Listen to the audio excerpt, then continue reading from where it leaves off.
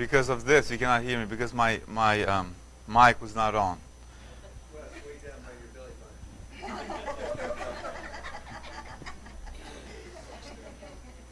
Well, welcome everyone here in person, online.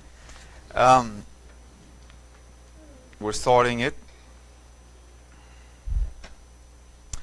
Okay, so I have some quick announcements and we'll move on. So, thank you, Bill. Announce that they should bring Yeah. chairs next week. Okay, I will do that, Bill. So, tomorrow we have a deep prayer / revival night at from 7 to 8 p.m.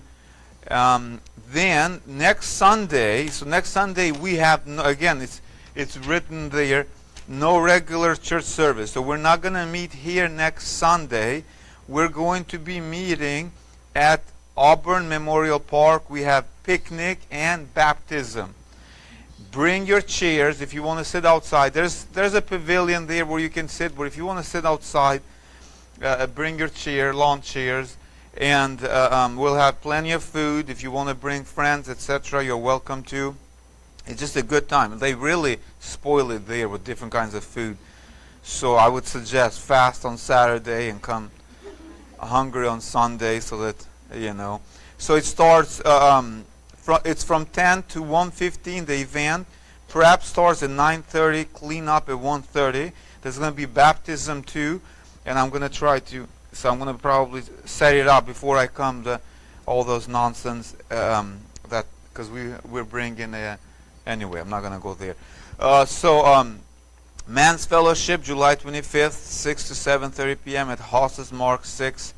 Women's Bible Study is going to resume on August 2nd at Winnie's place. Winnie is not here today, but she's going to be here next Sunday. How's that?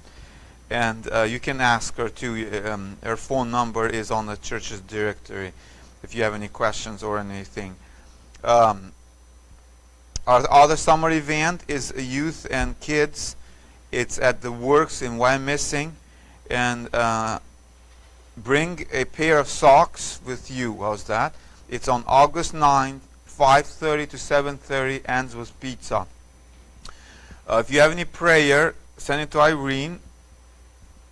Irene's not here, but send it to Irene at prayer@newawakeningchurch.com. Thank you again for your service and for helping us set up. The Grasso kids today were, when they come, it's like things get much faster. So if you have not said hello to someone in a long time, please say hello and greet someone. We are a family. How's that? So this is from our Facebook. Going to read it quickly, and we're going to move on here. As we celebrate the 4th of July, let's reflect on the legacy that made America great. And what was that? It's love for Christ, for Jesus. Our forefathers stepped out in faith as they drafted the documents that mark us as a free nation under God. We're praying that America will return to its roots and once again remember that it is in Jesus that we find hope, prosperity, and freedom.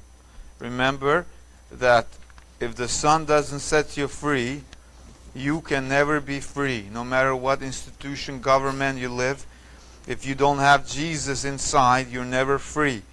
But with Jesus, you can build a great society. Without Jesus, you can't. Because where the Spirit of the Lord is, there is what? There is freedom. Well, just quick, I was going through my devotions this past week, and I was going through Revelation, and I found this passage. The Lord kind of revealed it to my heart. I read this passage so many times in my life, but I just felt it just kind of spoke to my heart, and I'm just going to 1 minute share it. It says, talks about the entire chapter 12. It talks about a spiritual battle that's happening, especially when Jesus was born, how the enemy was trying to kill. And you know what happened with Jesus' crucifixion and the resurrection, that there's a lot of then offspring that will come from Jesus. And so, but what happens there before, I never noticed this before, but prior to going to the events of the rise of the beast that's going to come for after this, it says this, that then the dragon was enraged, in other words, at the woman, and went off to wage war against what? The rest of her offspring, those who keep God's commandments and hold fast their testimony about Jesus. So in other words, what's happening is that the rise of the beast system, world order, and all of that struggles, etc., is done purposefully. There's a purpose on it that is done to destroy the offspring of Jesus' followers, in other words. So everything that the enemy does and is doing in the world, in the system, etc., with this and this and that, different ways, it is done directly against the offspring of those who are following the same steps as Jesus himself. And so even the rise of different world orders that are arising and going to arise, etc., it is done purposefully for destruction of the offspring. We are the offspring. We are the new Israel. We are the new Isaac. We are the new Jacob. We are the spiritual Israel. And so the only thing that is happening, all the systems and everything that will be set and are being set, comes directly against Jesus' system. And that's what it really surprised me, to see that the beast and everything, everyone who's following, is being just deceived, and at the same time, it's coming somehow against Jesus. Everything is being organized and will be organized to attack the offspring. Okay? And everything is done under the dragon, the serpent, hell himself. We're going to talk more about this in the future, but anyway, I thought just to wake you up a little bit. I'm not going to be talking today. Yes. No, I just want to share that. Yeah, because I know some of the members were struggling this past week, and I just wanted to say that the enemy is after everyone. Yeah, so he's in a battle zone, and so when you experience trials like that, know that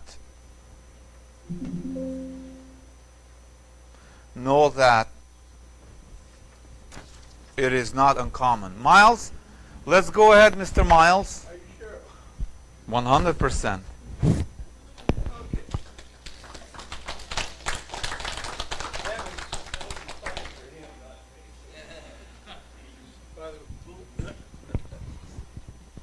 I see that the word got out that I'm speaking today. They cannot hear you online.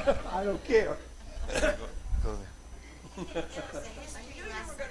Yeah, it's a history lesson. Yes. Well, All right. it was because of the rain, Miles. You're right. No, I'm not kidding. Okay. There we go, Mr. Miles. Now remember, this is It's over. 10:23. This Okay. is- You can remove this from here. Yeah, So this is probably. backwards. It's just telling me that it cannot go backwards. You've already shown me this. Okay, good. So, So you're right. Oh dear, a history lesson. Okay, and that's true. The idea was, 4th of July, or Thanksgiving. That's when we talk about the Puritans. 4th of July. Well, what do? We talk about the patriotic heroes, right? All right. Well, let's do that. Get out your note papers and pens, and please follow me. But this is also an opportunity to talk about a subject very dear to me, and that's faith versus reason. America was founded and developed through a constant battle between faith and reason. This has been, for us, constantly a challenge to make that choice.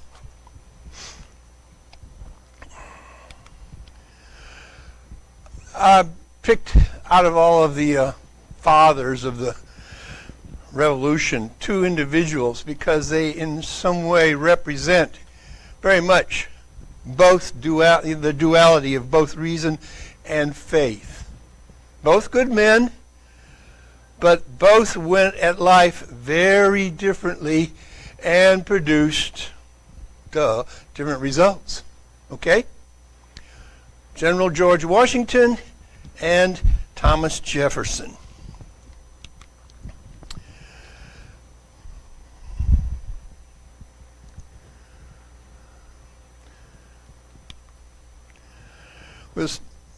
We know 4th of July. What happened especially on the 4th of July? The Declaration of Independence, right? So we must think the 4th of July is about the signing of the Declaration of Independence, right? Well, sort of right and sort of not quite accurate. Anyway, this is a picture of Jefferson, one of our two characters, heroes, whatever, presenting the first draft to Ben Franklin, and John Adams. John Adams was actually the head of the committee that was assigned the task of coming up with a explanation as to why it was the colonies were rising up in revolt against the king. This was something that was very dangerous, something unprecedented, or at least let's put it this way, unprecedented in the sense that it would ever succeed.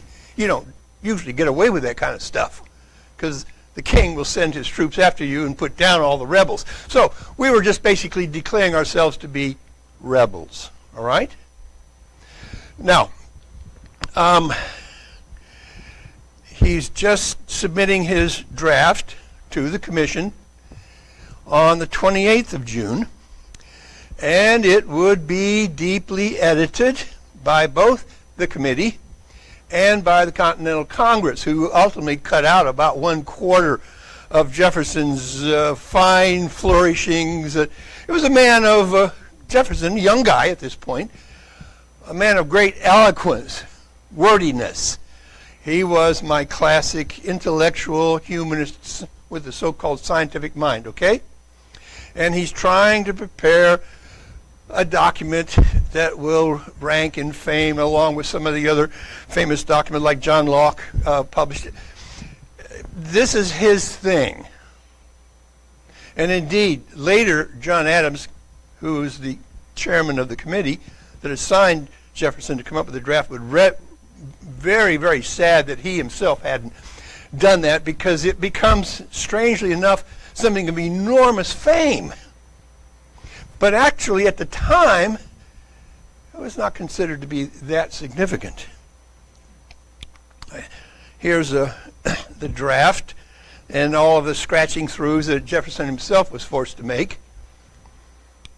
And the part that, how many of you had to actually memorize at least some of the lines of the Declaration of Independence? Most all of us. We hold these truths to be self-evident, that all men are created equal, that they are endowed by their Creator. That was an insertion that they forced Jefferson to accept. Now, he wasn't godless, but that just hadn't occurred to his mind that somehow that was relevant. They were endowed by their Creator with certain inalienable rights, that among these are life, liberty, and the pursuit of happiness. Sounds good. Pursuing happiness is a good thing. Yes, everybody agree? That to secure these rights, governments are instituted among men, deriving their just powers from the consent of the governed. They're trying to explain, we're not waiting for the king to tell us what to do. We tell ourselves what we need to do. We are governed by our own ideas. That whenever any form of government becomes destructive of these ends, that'd be George III and his behavior, it is the right of the people to alter or abolish it, and to institute new government laying the foundations of such prophecies, principles, I'm sorry, I can't see, I should probably be wearing my glasses. Principles and organizing its powers in such form as shall then seem most likely to affect their safety and happiness. Woo, woo, woo, woo, woo. Boy, that's a lot of fancy wording, yes? In other words, they have a right to rise up and revolt, okay? Boom. Then it listed 27 grievances explaining why independence from British royal rule was deemed necessary. One of the ones that got cut out was Jefferson explaining that slavery was somehow the byproduct, or at least the inability to get rid of the institution, which, by the way, he was a major slave owner himself, was the reluctance of George III to cooperate in this new campaign. Now, one of the things you're going to understand about Jefferson is he holds certain views and he holds certain actions, and they don't necessarily coincide. Man of great ideas, but not necessarily much follow-through, which is not uncommon among intellectuals. Okay? So was he in favor of slavery or opposed to slavery? Well, it just all depends. Okay? Just all depends? Wow. There's the actual declaration as we see it now, and it's posted as 4th of July. Actually, the vote on it to approve the Lee resolution, which actually was the act of declaring independence, was on the 2nd of July. And it took finally Pennsylvania and South Carolina to agree to, because at first they were opposed to the idea of rebelling against the king. New York had to abstain because at this point New York is being occupied by the British troops. They're not in a position to, not yet, get instructions because their state government's in flight somewhere. Anyway, the actual signing of the Declaration was not the 4th of July either. In fact, it's piecemeal. Now, this is a great picture. It shows all of them gathered. You know, they're going to sign this on the 4th of July. Not exactly. In fact, the major signatures occurred on the 2nd of August, as they were led and able to come in and put their signatures on the bottom of that document. The document itself was probably written on the 4th of July under the instructions that somebody with great penmanship, not Jefferson, should actually write it. So that's what we've got. So the 4th of July, yeah, that kind of works, sort of. You understand what I'm saying? Because in my mind, any case, the real issue about the 4th of July wasn't about the document. It was about what was going on to make sure that this move to independence was real. And that takes us to Washington, who had nothing to do with the document. He was busy trying to keep his army, 9,000 men, from being overrun by 30,000 men that had encircled him and entrapped him in the Brooklyn Heights when he'd moved his troops there, expecting the Brits to come to New York, which he correctly figured that one out, because they were going to make New York City, in fact, British headquarters. And he manages to get the heck out of there by getting some of the local sailors to come and bring boats and start shipping them out by night. But they still weren't all of them out of there until the next morning. And then this fog comes in and allows him to complete the removal of his 9,000 troops, minus the group that was left behind to continue to appear to be still in action. They got captured. But he saved his army. And Washington knew that fog wasn't a coincidence. This is a man of faith, not a man of reason. There was no reason behind the fog showing up. Understood? I like to compare reason to the same thing of the men coming off the landing boats at Normandy Beach on June the 6th, 1944. This was not an event of reason. Whether you lived or died that day. So why are you doing it? You're doing it out of this larger conviction that you have been called to a greater purpose, and it may cost you your life. That ain't a real popular thing today to go run around, proclaiming and trying to get people to understand that there are calls by faith to higher purpose. We'll get to that in a bit. So anyway, here's Washington. He manages to get his men out of this mess. Oops, wrong way. So anyway, today we celebrate the 4th of July as a matter of the signing of document, blah, blah, blah. We've already gone over that subject. Now, let's start talking about these two individuals, why they were different, and what it is they represent in terms of the political, cultural, spiritual dynamic of today. Okay? Now, I'm not, as you probably will figure out, I'm not a wild Jeffersonian supporter. He wasn't all bad. I don't mean that. It's just that he chose to go at things in a way I can understand, because I was the same way myself when I was a university professor.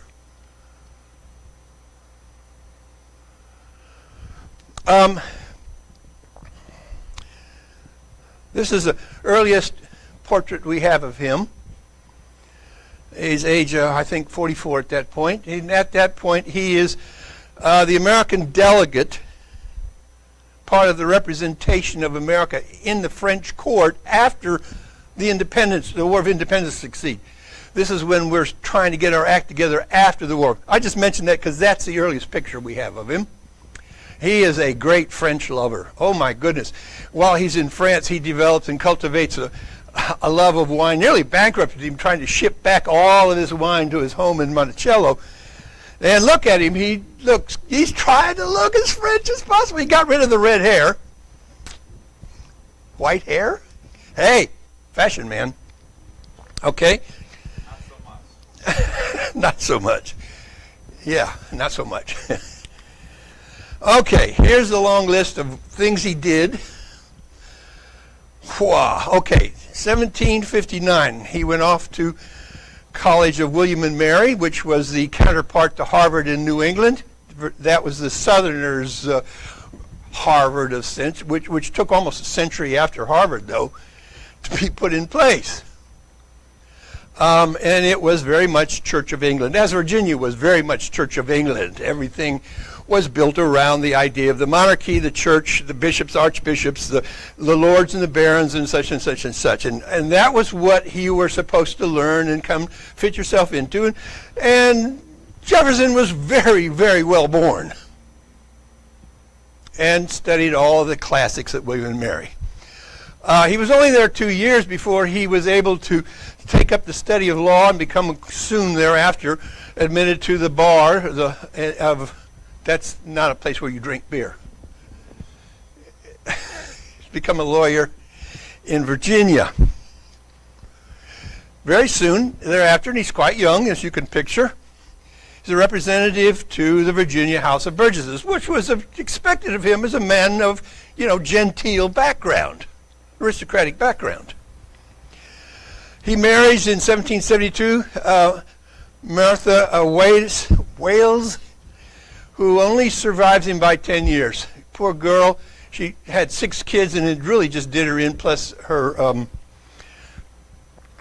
diabetes. And so she died, and only 2 of their 6 kids even survived to adulthood, and even one of those was to die very soon thereafter. It was a tragic, and it left Jefferson, as you can imagine, disconsolate.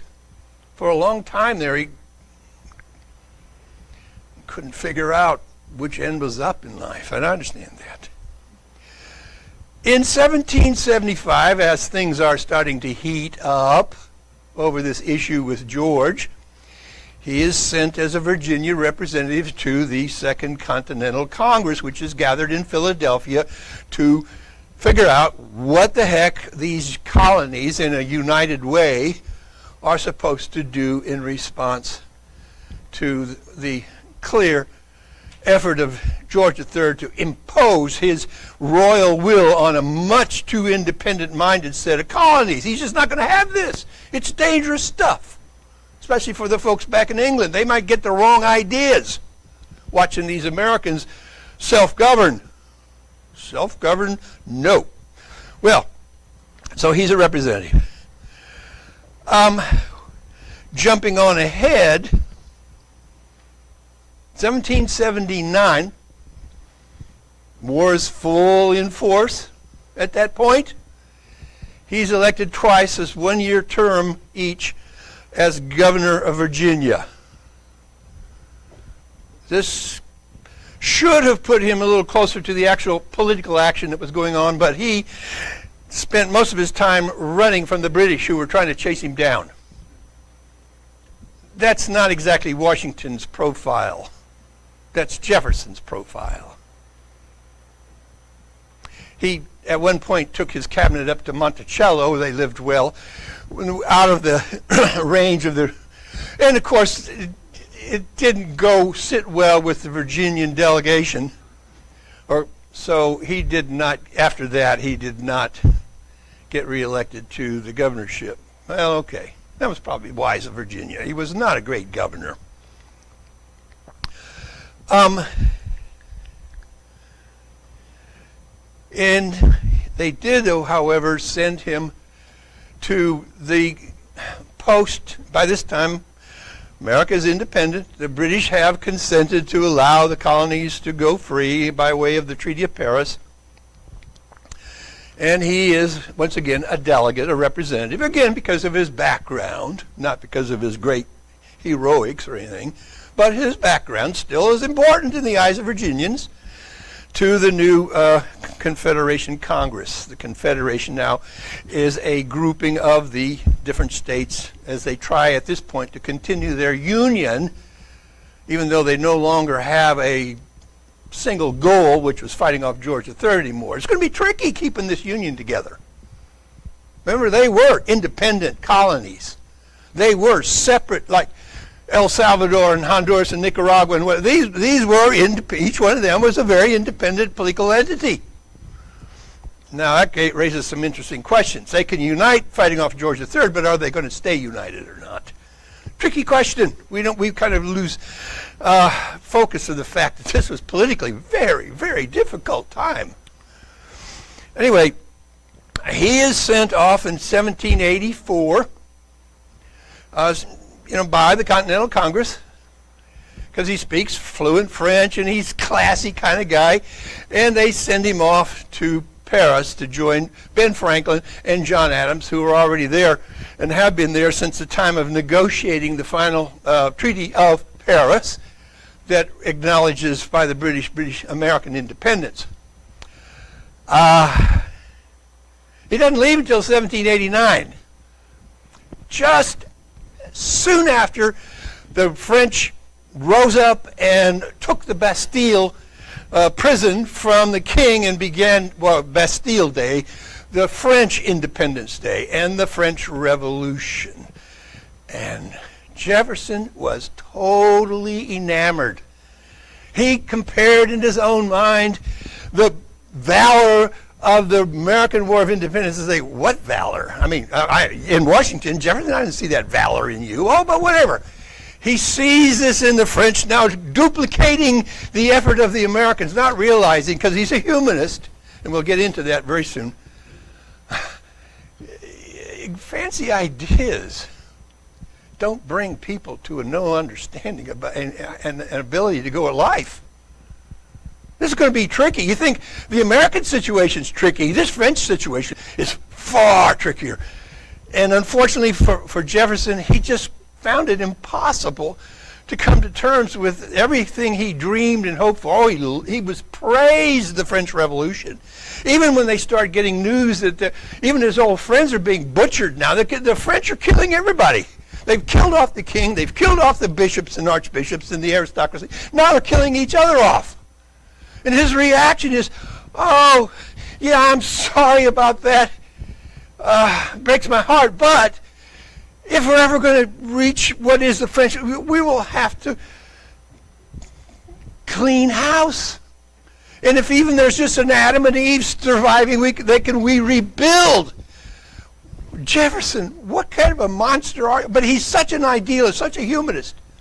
He believes that the naturalness of the dynamic that he lived in would suddenly bring the French by some kind of, I don't know what idea, but that's the one he lived by, that would bring them to goodness of their own by nature. By nature? Man's nature. Well, Washington had a very different view of man's nature than Jefferson did, which is a problem, by the way, we have today. We got a lot of Jeffersonians out there trying to run this country. Ooh, ah. Anyway, sorry, I breathed too heavily. He was brought back. He was expecting to go back to Paris, but he was brought back by Washington with the invitation to become his Secretary of State. Oh, that's an important position. Why? Well, Jefferson, they're both Virginians, and it's still some dignity to the idea of public service, and he has that dignity. Only problem is he and Washington are going to soon disagree vitally over foreign policy, which is supposedly Jefferson's realm of action as Secretary of State, but Washington is listening more to Alexander Hamilton, the Secretary of Treasury, than he is to Jefferson. And that just infuriates Jefferson so much that he quits. Because Hamilton and Washington, even though they'd fought the British, realized that in the post-independence or in the new independence era, it still served American interests better to work more favorably towards the British than towards the French, especially given what the heck was going on in France. Which Jefferson, like I said, lived in some kind of idealized universe. And Jefferson just couldn't handle not being the one that Washington looked to. And in fact, he would form a political party whose sole purpose was to bring Washington down. Now, you never hear that about Jefferson, but that's what he dedicated himself to with his Republican Party, which, by the way, has nothing to do with today's Republican Party. It is a forerunner of today's Democratic Party. Oh, yes. Oh, yes. Oh, yes. They understand the Jeffersonian legacy on that side of the aisle, okay? So anyway, he does, with his political party, he does himself run for the presidency in the 1800. Actually, he ran for it in 1796, but tied in his vote, sort of, with the guy who was supposed to be his vice president, Aaron Burr, because they didn't distinguish a vote for president and vice president when they voted. Both of them won. But it was intended clearly that Burr was to be the vice president, Jefferson was to be the president. Anyway,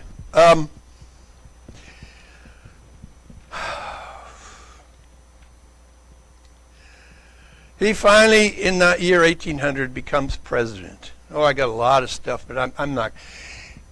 He wasn't a bad president. He just wasn't a great president.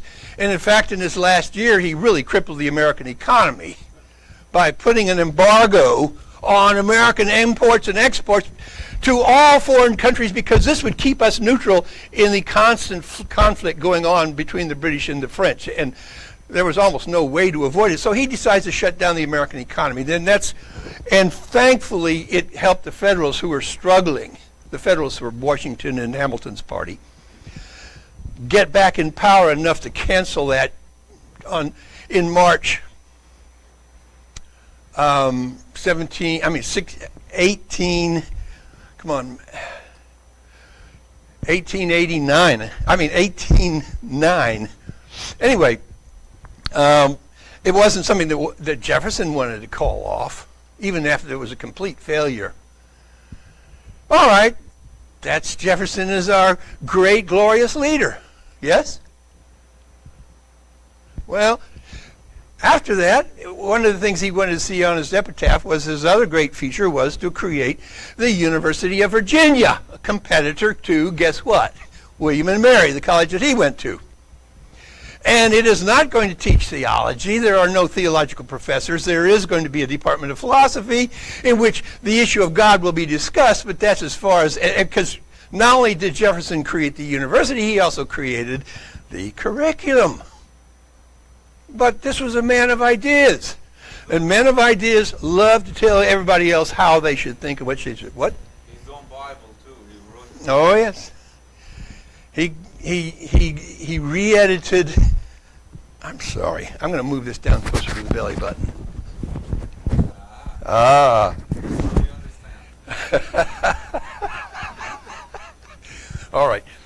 So, anyway, oddly enough, he dies on July the 4th, 1826, the same day that John Adams, who by that time, from originally being hostile enemies, once they're both out of power, they find out that they actually share similar ideas about a whole bunch of issues. I'm not going to get into Adams.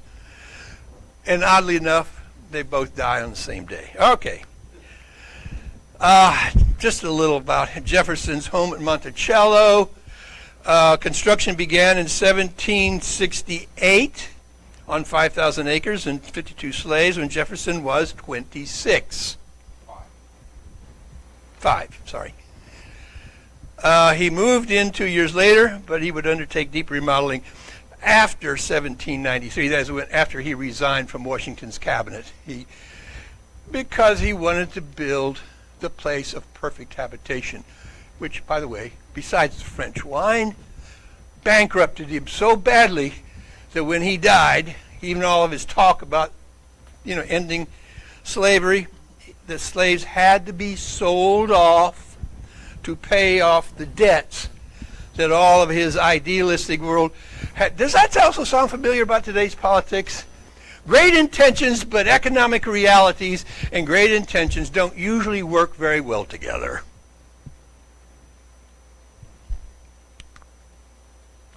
And here's his University of Virginia, designed by Jefferson, including the curriculum, with construction undertaken in 1819, 10 years after his presidency.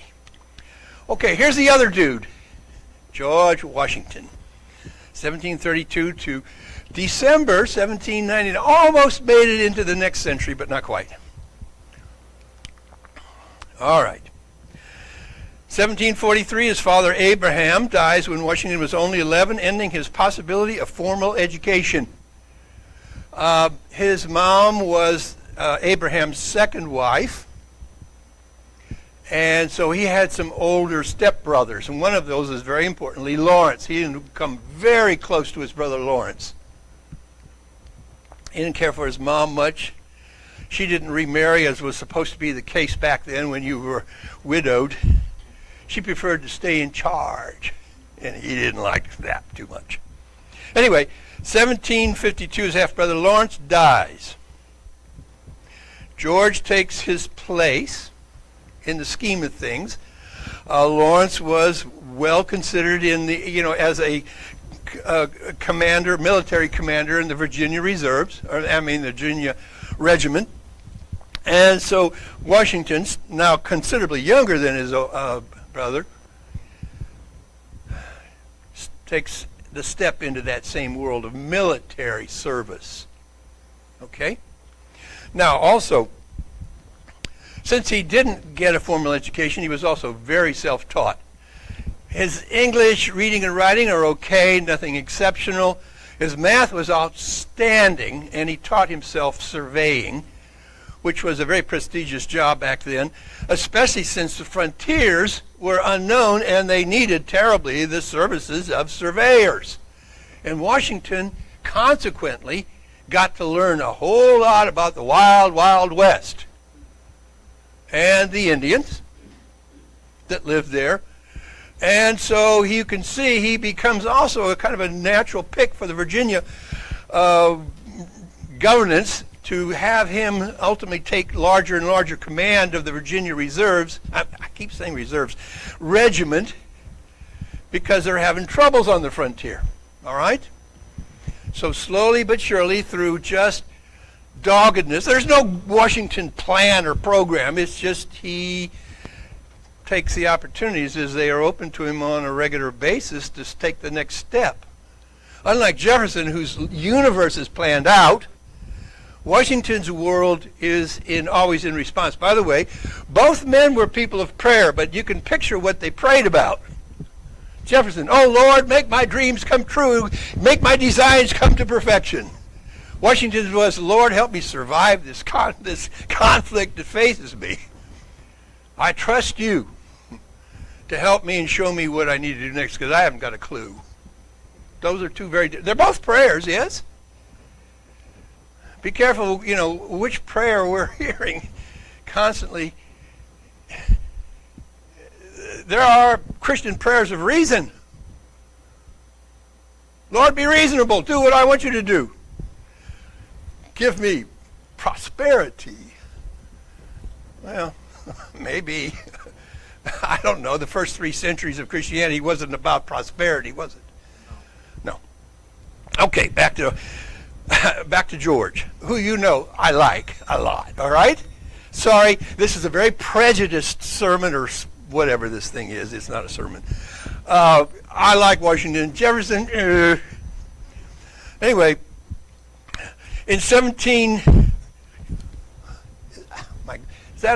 I'd read better then. 1753, one of his first tasks is to be sent into the wilderness to negotiate some kind of understanding with the Indians and the French, who were allied together, about what the heck the disposition of the Ohio River Valley was.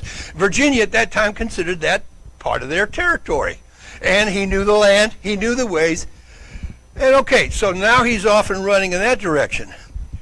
But very soon thereafter, all of this tension breaks out into war.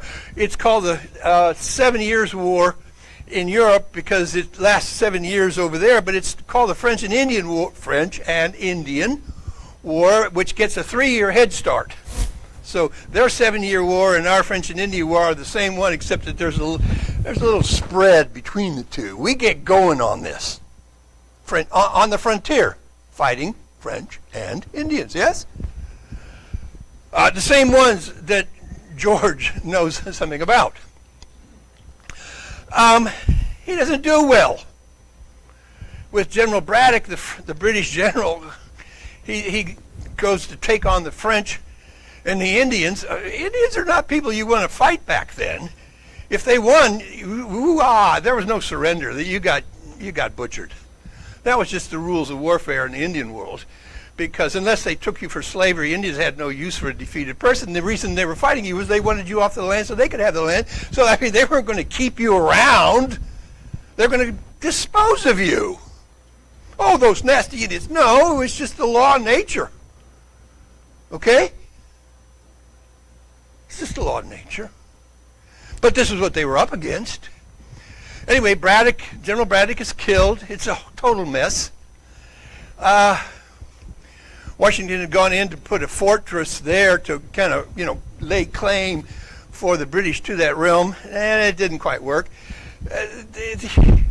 The war drags on. He's back out again. This time he has a little more success in defeating the French at a particular battle. That's at Fort Duquesne, which brings a notice that he's a serious military man. Defeat doesn't seem to stop him. In fact, victory tends more to be the case of putting Washington out of the business. Once he finally has a success, he decides to retire and become a gentleman farmer on his Mount Vernon home.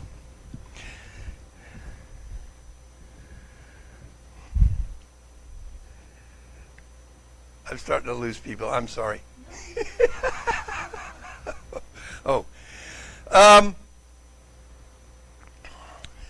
He marries a widowed Martha Custis, who brings into that marriage, she was a year older than him, she's a widow, quite a bit of land and more slaves. He'd inherited slaves. Now, 1775, we are now in full military engagement with the British. The war has begun. The Battle of Boston, Bunker Hill and all that has taken place. John Adams, clever Massachusetts delegate to the Continental Congress, asked the Continental Congress to make Washington the commander of their continental forces, much to the chagrin of many of the other generals who thought they were more qualified. Some of them had served in the British Army regularly and higher up. But of course, from Adams' point of view, it was a way of making sure Virginia, by having a Virginia leader, because up until this point it was basically a New England rebellion. Virginia was still kind of deciding whether it wanted to rise up in rebellion against the king, who was the head of the Church of England and all their world. That was a pretty tough decision. Putting Washington at the head of the Continental Army was a cool move. John Adams has no idea how cool that was. That was an act of God, by the way. A lot of the other generals didn't have the same character that Washington had. Washington truly understood that he was called to service. The others were called to opportunity to make names for themselves. Well, it happens, doesn't it? Power, position.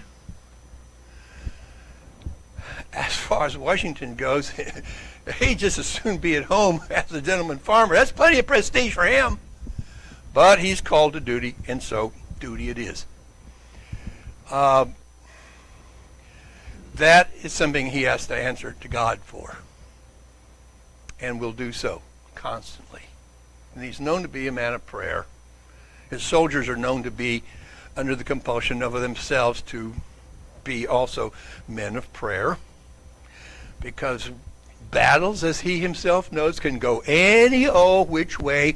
You have got all kinds of battle plans and in mind, but once, as I like to say, the first shot is fired, it can go anywhere. And how things work out is like, whoa.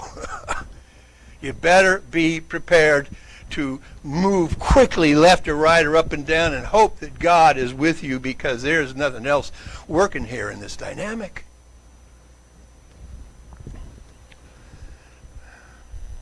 Anyway,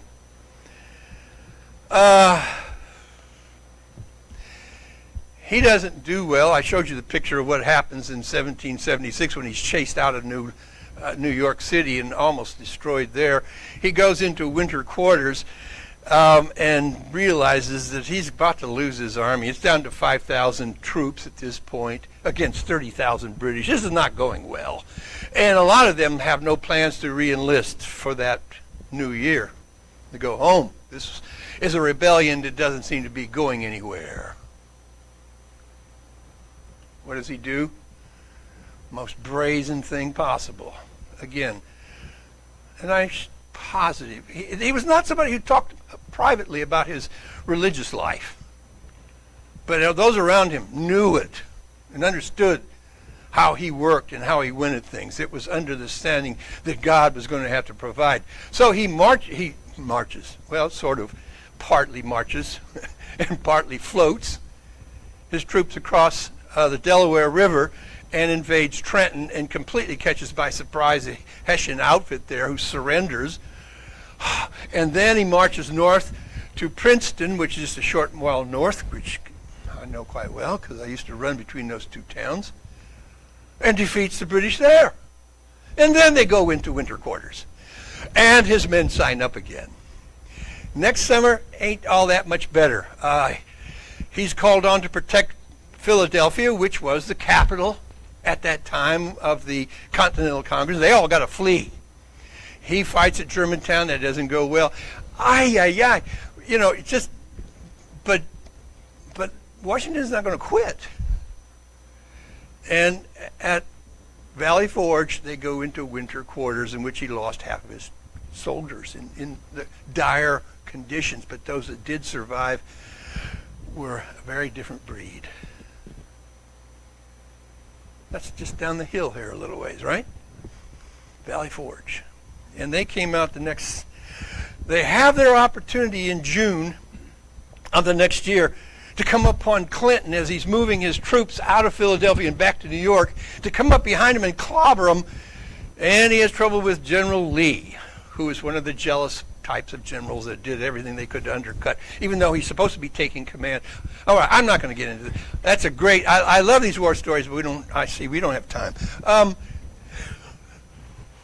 And as a consequence, instead of a great victory, it's a draw. But at least it's a draw between his troops and the British forces. Come on. And with that, the British decide that they should have gone south to Virginia and the Carolinas to begin with, because the rebellion there was not that, firmly planted in the hearts and minds of the people as it was in New England. So that pretty much ends the British effort in the north. They now concentrate on the south. Washington is not that involved until Yorktown. When Cornwallis is moving his troops back out of the south, they've defeated a lot of the southern armies, although this Swamp Fox guy keeps giving him trouble no end. And so he comes up to Yorktown, which is on the river up. I know it because I go there. Used to go there. Well, anyway, and he's going to get supplied by British ships coming in and because he's run out of food and supplies. Well, God bless the French. As far as I know, it's the only time the French Navy defeated the British Navy. Woo! That was an act of God.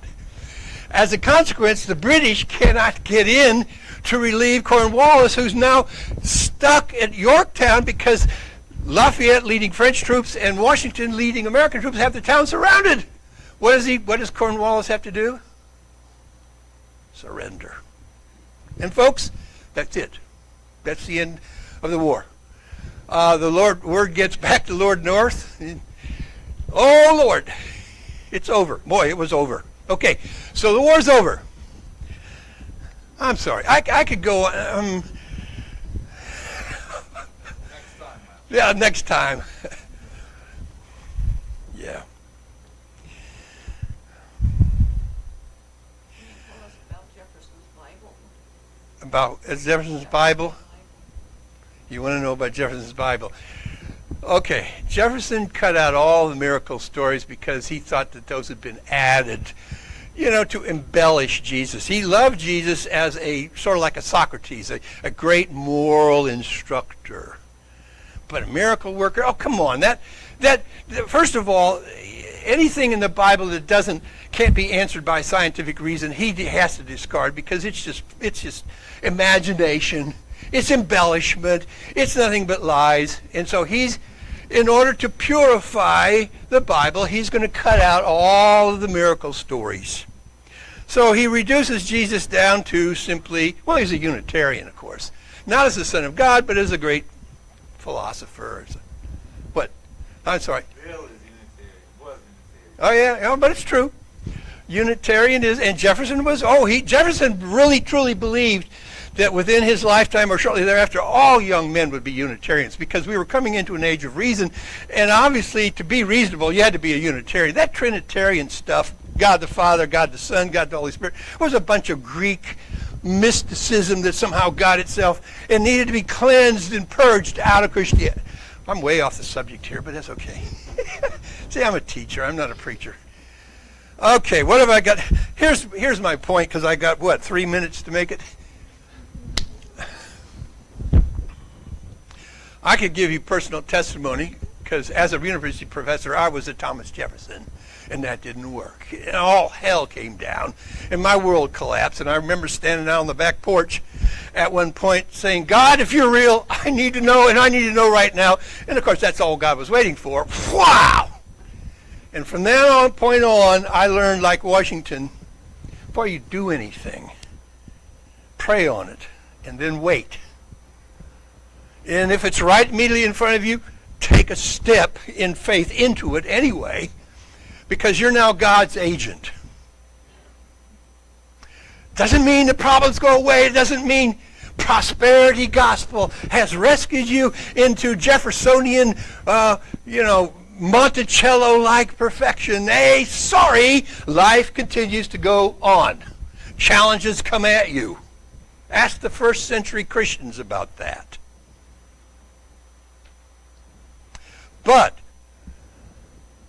if life is an apprenticeship to eternity, there's a purpose to all of this, and don't avoid it. This is part of God's intention in raising human nature in the first place, is to see us respond to dynamics that are going to divide us. I was going to talk a little bit about Job. You know, God letting the devil go out and, mess with our minds. He certainly got Job's wife. No, honey, you need to be more rational and reasonable. Job said, no, I think I'll stay with faith in God, even though none of it makes any sense. An awful lot of times for you Christians, for us Christians, life isn't going to make sense, but that's not the point. It's not about making sense. It's about being able to move forward in faith against all kinds of adversity, which is most unreasonable most of the time, and getting a job done. That's Christianity as Washington understood it. That's the way I understand it. That's the way Remy understands it. It's the way everybody, I think all of you understand it, I hope. That you are called, like Washington, to duty, service of Jesus Christ, to show a world how to cope. And it ain't found in Washington, D.C.'s Monticellos that they promise you. They ain't going to come anyway, and you don't want them if they do, because you'll lose your faith sitting there and basking in the pleasure of nothing to do, and bored out of your mind, and all of the games on the internet are not even satisfying you anymore. You are bored to tears. It's because you're not taking on any challenges in life anymore. Right, Paul? Paul got so successful, he's bored. So what's he going to do? He's going to take on olive oil. Well, why not, right? Life is intended to be a challenge, not a grand, pleasant success. So the pursuit of happiness part, I kind of qualify that a little, okay? Yeah, it's written into our Declaration of Independence. Be careful of the pursuit of happiness, okay? Voila, c'est fini. And I'm right on time. Thank you, Miles. Thank you so much, Miles.